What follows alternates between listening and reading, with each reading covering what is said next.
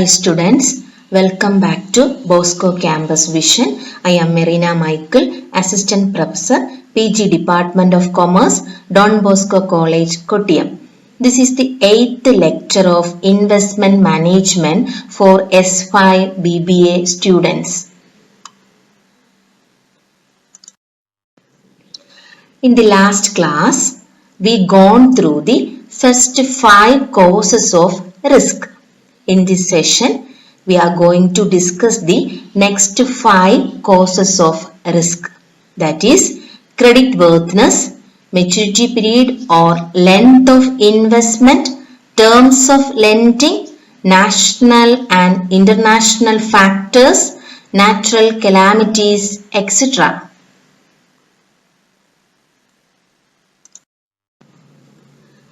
Sixth one, creditworthiness. നമ്മൾ last ക്ലാസ്സിൽ first 5 causes of risk കണ്ടു. Now we start with creditworthiness. Credibility of the issuer is also a cause of concern. It is necessary to check creditworthiness of the issuer as it determines the chances of default. Credibility, വിശ്വാസ്യത എത്രത്തോളം ഉണ്ട്, നമ്മൾ ഒരു investment നടത്തുന്ന കമ്പനിയുടെ credibility എത്രത്തോളമാണ്. After that period, specified പീരീഡിന് ശേഷം investment amount with the return, ആ സ്പെസിഫൈ ചെയ്യുന്ന റിട്ടേണുമായി ചേർത്തുകൊണ്ട് തിരിച്ചു നൽകുക ആ കമ്പനിയുടെ ഒരു കറക്റ്റ് പോളിസി ആണോ എന്നൊക്കെ നോക്കേണ്ട ഒരു കാര്യം ഇൻവെസ്റ്റർക്കുണ്ട്. That is credit worthiness or credibility. ഇതും ഇൻ കേസ് ഇത് കിട്ടിയില്ല എന്നുണ്ടെങ്കിൽ ഹൈ റിസ്ക് ആണ് ഇൻവെസ്റ്ററെ സംബന്ധിച്ചിടത്തോളം. തിരിച്ച് കൊടുക്കുക എന്നത് ആ കമ്പനിയുടെ പോളിസിയിൽ ഉൾപ്പെടുന്ന ഒരു കാര്യമല്ല എങ്കിൽ റയറായിട്ടേ ഇത് സംഭവിക്കുകയുള്ളൂ. അങ്ങനെ സംഭവിക്കുകയാണെങ്കിൽ ഇൻവെസ്റ്ററുടെ റിസ്ക് അത്ര കണ്ട് കൂടുതലായിരിക്കും. Next one, maturity period or length of investment. We know future is uncertain, and as the length of investments increases, the chance of default is also increases. Thus, long-term investments are more risky than short-term investments.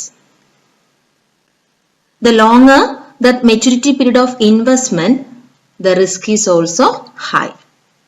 Maturity period or length of investment.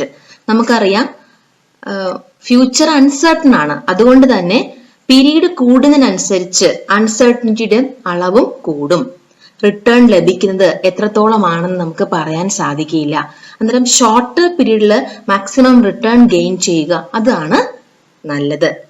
Otherwise it causes risk. That is, future is uncertain and the length of investment increases, the chances of default is also increases. Long-term investments short-term-നേക്കാളും കൂടുതൽ റിസ്കിയാണ്. That also causes risk to the investment.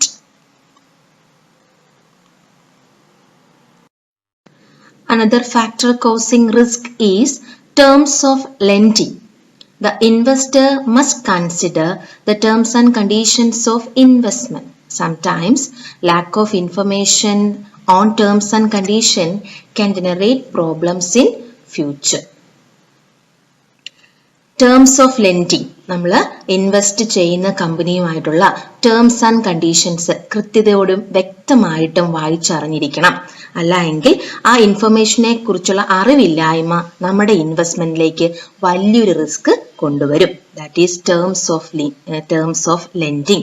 The investor must consider the terms and conditions of investment. That is, sometimes lack of information on terms and conditions can generate problems in future.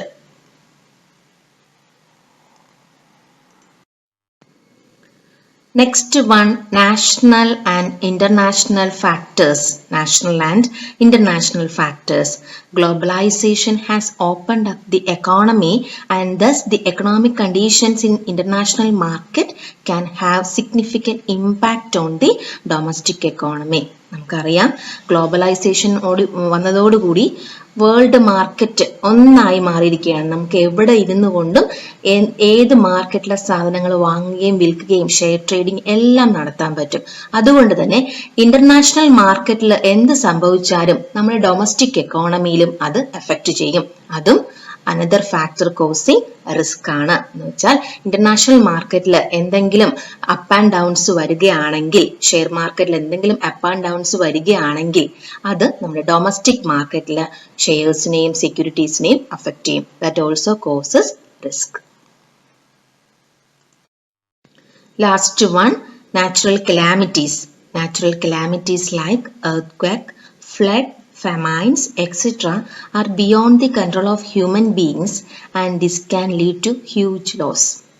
നമുക്കറിയാം, മേൽപ്പറഞ്ഞ 9 factors കൂടാതെ ഈ കാര്യങ്ങളും natural കലാമിറ്റീസും ലോസിന് കാരണമാകുന്നതാണ്. നമുക്കിതിനെ ഒന്നും പിടിച്ചു നിർത്താൻ സാധിക്കുകയില്ല. ഈ ഫ്ലഡ് വരുമ്പം നമ്മൾ കണ്ടതാണ്, മാർക്കറ്റിനെ ഇത് എഫക്റ്റ് ചെയ്യും, ഗ്ലോബൽ എക്കോണമിയെ അഫക്റ്റ് ചെയ്യും. അതുകൂടാതെ തന്നെ പെർട്ടിക്കുലർ സിറ്റുവേഷനിലാണെങ്കിൽ ആ സെക്യൂരിറ്റീസിനെ, എവിടെയാണോ ഇത് സംഭവിച്ചത്, അതുകൂടാതെ സെക്യൂരിറ്റീസ് മാർക്കറ്റിനെ ഫുൾ ഇത് പിടിച്ചുലയ്ക്കും. അതുകൊണ്ട് തന്നെ ഇത് മൂലവും നമുക്ക് ലോസ് ഉണ്ടാകാം. That's why it's lecture 7 and lecture 8 നമ്മൾ കണ്ടത് causes or sources of risk ആണ്. നല്ലതുപോലെ നിങ്ങൾ പഠിക്കുക. ദെൻ അസൈൻമെന്റ് എഴുതുക. Briefly explain the causes of risk. Thank you students. Thank you for watching this video.